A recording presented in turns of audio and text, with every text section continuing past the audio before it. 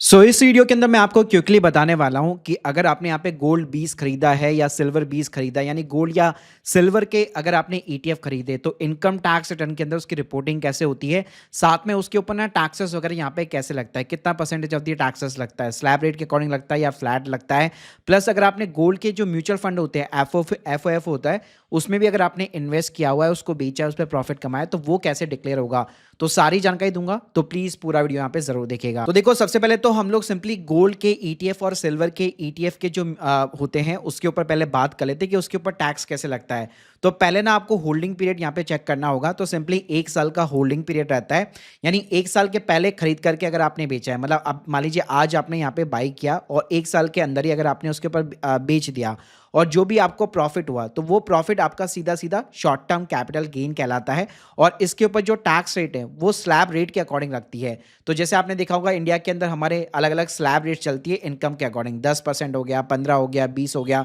तो अगर आप 30% टैक्स स्लैब ब्रैकेट के अंदर फॉल करते हैं तो उसके अकॉर्डिंग आपका टैक्स लगेगा। वहीं पे अगर मान लीजिए आपने 1 साल के बाद में अगर आपने गोल्ड के या सिल्वर के ईटीएफ बेचे, उसके ऊपर अगर आपने प्रॉफिट कमाया, तो सीधा सीधा कैलकुलेशन है कि जो भी प्रॉफिट होगा उसके ऊपर सीधा सीधा 12.5% आपको टैक्स पे करना पड़ेगा। वहीं पे अगर मैं गोल्ड और सिल्वर के म्यूचुअल फंड की बात करूं तो वहां पे ना टैक्स रेट सेम है, यानी शॉर्ट टर्म के ऊपर स्लैब रेट के अकॉर्डिंग है, लॉन्ग टर्म के ऊपर 12.5% का टैक्स रेट है।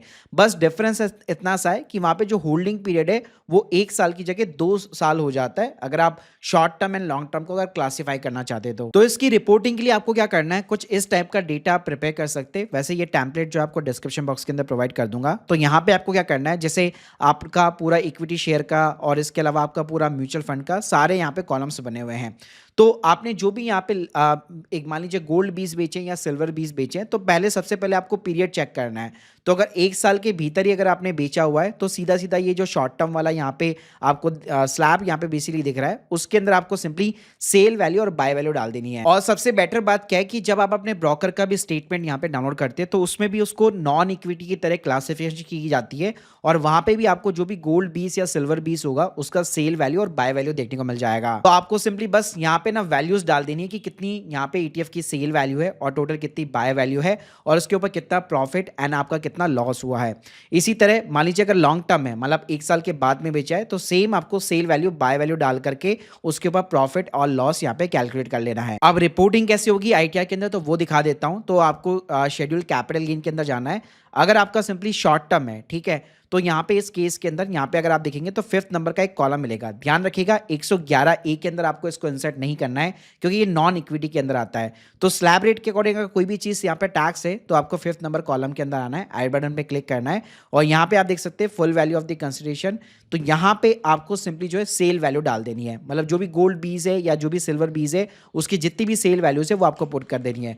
एग्जाम्पल मान लीजिए 8 लाख रुपए के अंदर आपने यहाँ पे उसको सेल आउट किया और आपने यहाँ पे सिल्वर 20 जब यहाँ पे बाई किए थे, तो मान लीजिए 7 लाख रुपए के अंदर आपने बाई किए थे, तो 1 लाख रुपए का सीधा सीधा आपका यहाँ पे प्रॉफिट बुक हो जाएगा। और ऐसे ही यहाँ पे अगर मैं लॉन्ग टर्म कैपिटल गेन की बात करूँ तो आपको 112 ए के अंदर यानी इक्विटी के अंदर आपको रिपोर्टिंग नहीं करनी, आपको ये 8 नंबर के कॉलम के अंदर जाना है और यहाँ पे भी सेम है 12.5% की टैक्स रेट लगेगी यहाँ पे।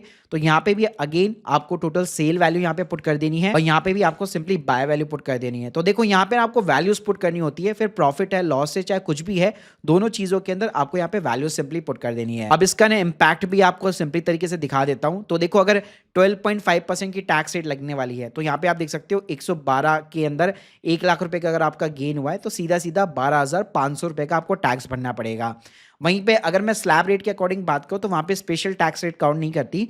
तो अगर आपकी टोटल इनकम 12 लाख रुपए नीचे तो फिर कोई भी आपको टैक्स वगैरह कुछ भी पे नहीं करने की रिक्वायरमेंट रहेगी। तो इस तरह की अगर आप शीट मेंटेन करते हैं तो यहाँ पे बहुत ईजी हो जाता है। और एक चीज का ध्यान रखिएगा, इसके अंदर जो है अगर आप यहाँ पे चाहे शॉर्ट टर्म डाल रहे हैं, नॉन इक्विटी या लॉन्ग टर्म डाल रहे हैं, इसके अंदर आपका बेसिकली यूएस स्टॉक भी यहाँ पे शामिल होता है। और इसके अलावा अगर मैं शॉर्ट टर्म में बात करूँ तो आपका डेट म्यूचुअल फंड हो गया और इसी तरह लॉन्ग टर्म के अंदर जो फॉरेन के ईटीएफ्स होते हैं उसको भी आपको यहाँ पे शामिल करना चाहिए। और इसके अलावा लेट सपोज अगर आपने सिर्फ और सिर्फ इन्वेस्टमेंट की है, अभी तक अगर आपने बेचा नहीं है उसके ऊपर, यानी आपने ना प्रॉफिट कमाया ना लॉस कमाए, सिर्फ अगर आपने केवल होल्ड कर रखा है, तो कहीं पे भी आईटीआर के अंदर आपको कुछ भी डिक्लेयर करने की जरूरत नहीं है। ये आपको तभी डिक्लेयर करना है जब आप इस चीज को ईटीएफ वगैरह को बेचते हो यानी सेल करते हो सिंपली तरीके से। तो guys hope you like this video, please subscribe our channel. बाकी अगर आप हमसे सर्विस लेना चाहते हैं, लिंक के अंदर डिस्क्रिप्शन बॉक्स, और सीखना भी चाहते तो मैंने कोर्सेज की लिंक भी यहाँ पे प्रोवाइड कर रखी है and you can trust over 70 plus reviews.